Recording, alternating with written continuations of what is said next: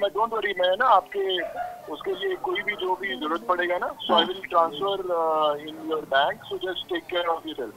అన్న నువ్వంటే మా ఆయనకు చాలా ఇష్టం అన్న, మా ఆయనకు నువ్వంటే చాలా ఇష్టం. तो आपको आप टेंशन मत लीजिए, कोई भी लाइफ में प्रॉब्लम आया तो मुझे प्लीज बताइएगा. ఏమైనా తప్పుగా మాట్లాడితే క్షమించన్న. I will help you, don't worry, I will help you. Me life లో ఏమైనా ప్రాబ్లం అయితే కూడా సార్ ఉంటా అని చెప్తున్నాడు అమ్మా. థ్యాంక్స్ అన్న, చాలా థ్యాంక్స్ అన్న. मैं हरीश कल इनको भेज दूंगा, कोई बात नहीं. ठीक है सर, मैं अभी अकाउंट डिटेल्स आपको भेज देता हूँ सर. मैं बोला सर अभी. Okay sir, right, thank you. So చూడొచ్చు ఇప్పుడే సోను సూద్ గారు కూడా బిగ్ టీవీ ద్వారా అయితే ఫిష్ వెంకట్ గారి భార్యతో కూడా మాట్లాడడం జరిగింది. కొన్ని కారణాల వల్ల ఆయన ఖర్చులకి, అంటే ఫిష్ వెంకట్ గారికి ఆరోగ్యం బాగాలేదు అన్నప్పుడే ఖర్చుల కోసం ₹1,00,000 పంపించాలి అనుకున్నారు, కానీ బ్యాంక్ ఇష్యూస్ వల్ల అవి క్యాన్సిల్ అవ్వడం జరిగింది. కానీ ఎప్పటికైనా సరే ఇప్పుడు ఆయన లేకపోయినప్పటికీ కూడా ఆ ₹1,00,000 ఖర్చులకు ఉంచుకోండి, నేను ఖచ్చితంగా ఫిష్ వెంకట్ నాకు తమ్ముడు లాగా, నేను ఖచ్చితంగా ఏదైనా చేస్తాను అంటూ కూడా ఆయన ఇప్పుడే బిగ్ టీవీ ద్వారా అయితే చెప్పడం జరిగిందని చెప్పొచ్చు. ఇది మాత్రం చాలా హ్యాపీ అని చెప్పొచ్చు. ఎందుకంటే ఆయన లేకపోయినా ఆయన ద్వారా ఎంతో కొంత నా తమ్ముడికి నేను హెల్ప్ అవ్వాలి అనేది ఆయన చూస్తున్నారంటే చాలా మంచి విషయం అని చెప్పాలి. దీనికి సంబంధించి మరి ఇప్పుడు సోను సూద్ గారితో కూడా మాట్లాడడం జరిగింది. మరి ఆవిడ ఏం చెప్తారు ఏంటంటే ఒకసారి ఆవిడ మాట. చాలా సంతోషం అమ్మ, ఇంకా మా ఆయన ఉన్నప్పుడు మాట్లాడుతూ ఇంకా సంతోషం అమ్మ. 2 నెలల కింద చేసిన మా ఆయనకు బతుకుతుండే అమ్మ.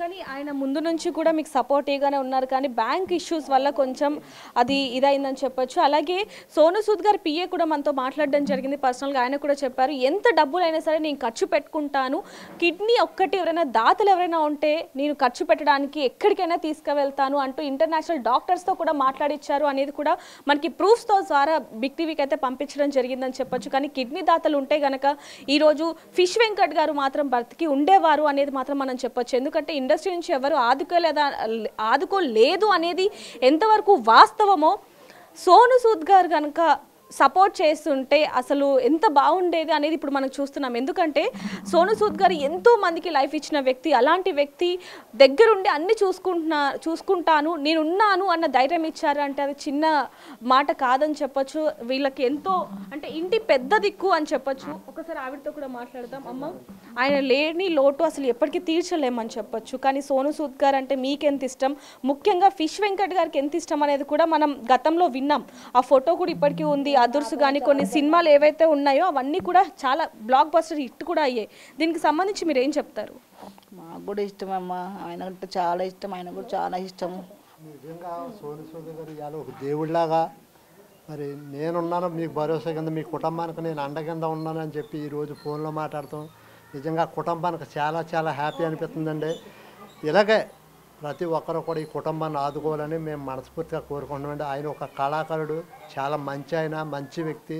ఇటువంటి వారిని మనం ఆదుకోవాలి, చేతనైన సాయం చేయాలండి ఈ కుటుంబానికి. అమ్మగారిని చూసి నాకే జాలేసింది, నడవలేకపోతున్నారు. ఒకసారి కాళ్ళు కూడా వాసిపోయి చాలా బాధాకరమండి. ఈ కుటుంబాన్ని ఆదుకోండి, ఆశీర్వదించండి. సో చూడొచ్చు ఇప్పుడు సోను సూద్ గారి పిఏ దాదాపుగా ఎప్పుడైతే ఫిష్ వెంకట్ గారికి ఆరోగ్య పరిస్థితి బాగాలేదు అప్పటి నుంచి కూడా ఈ ఫ్యామిలీని రీచ్ అవుతూనే ఉన్నారు.